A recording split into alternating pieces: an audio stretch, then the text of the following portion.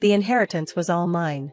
Father would be happier if his son inherited everything rather than some woman who isn't even related by blood. You're not my sister anymore, I'm cutting ties with you, my brother declared with a sneering smile.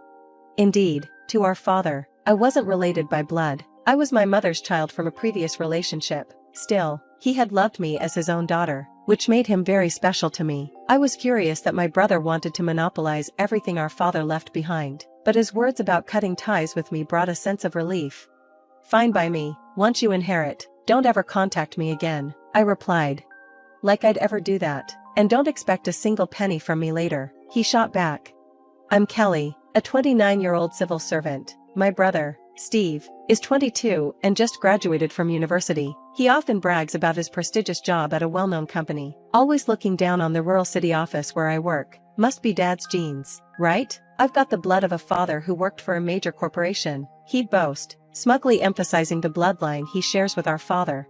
Steve and I share the same mother, but have different fathers. Steve is the biological son of our father, while I am my mother's child from her previous marriage. Though I was technically a stepchild, Dad never treated me differently. He loved and cared for me deeply, which is why I regard him as my true father. My biological father, on the other hand, left us when I was little, running off with his mistress. I barely remember him.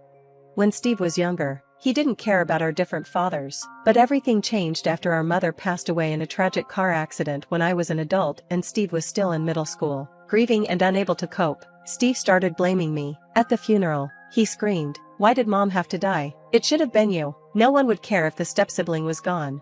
His cruel words shocked me, but I stayed silent as our father, angrier than I'd ever seen him, scolded Steve harshly. That day, any affection I had for my brother faded.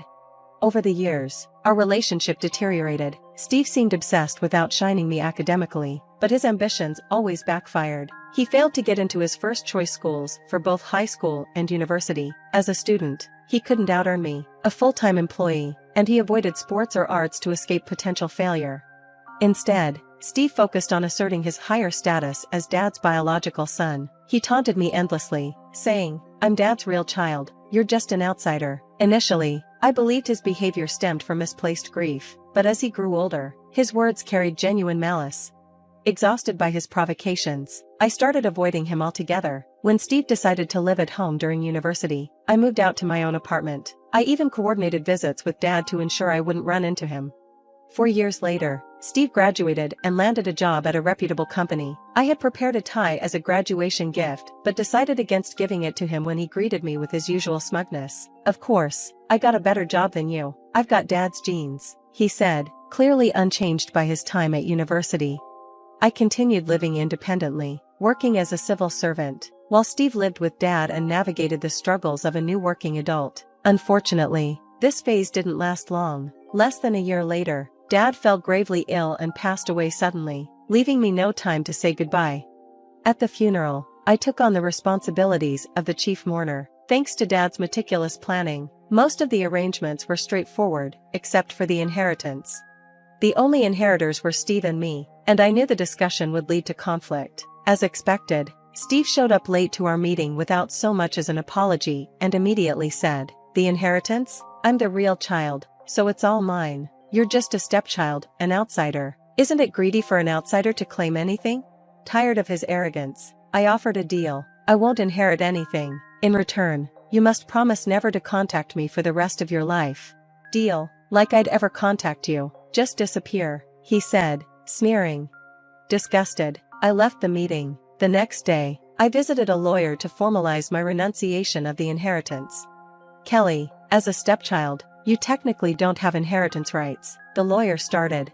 "Actually, Dad adopted me legally," I interrupted, "but I don't want anything. I'm giving it all up."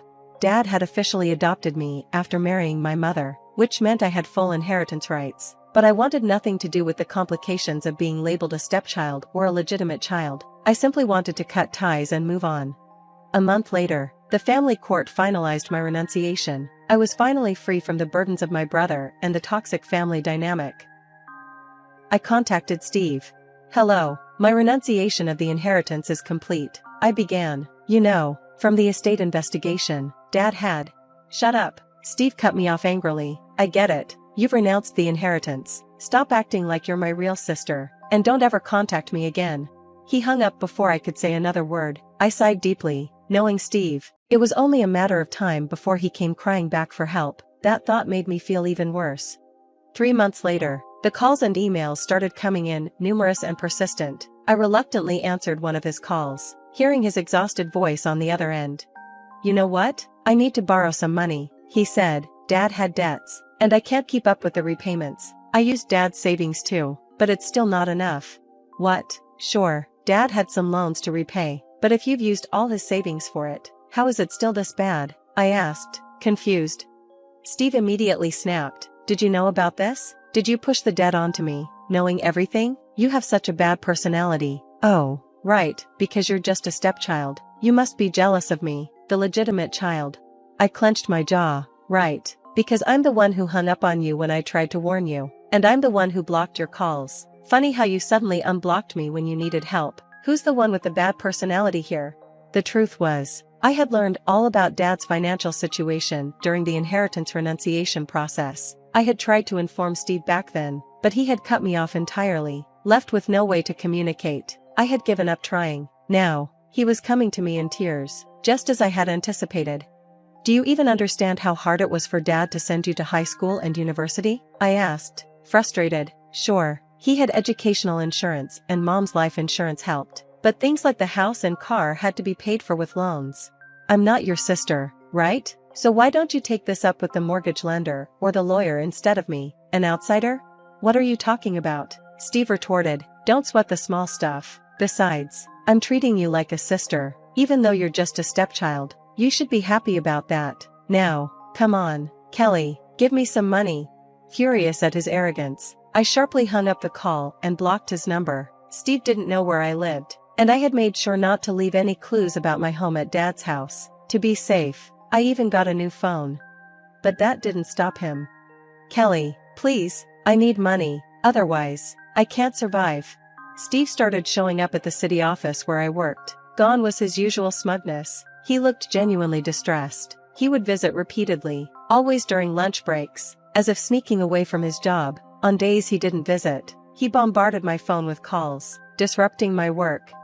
I explained the situation to my boss, and they moved me to an administrative position, but Steve's harassment escalated. He began staying past closing hours, waiting in the parking lot to confront me after work. One evening, I finally had enough. I caught him lingering in the parking lot and dragged him aside.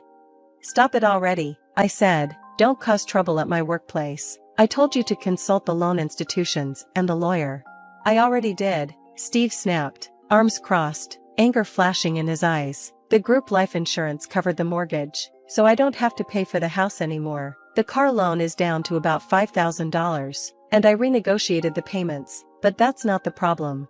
"Then what is the problem?" I pressed. Steve hesitated, nervously looking around before finally admitting, "Dad had some savings, so I spent it on various things. I went over budget, then I borrowed money from a friend, but now I can't pay him back."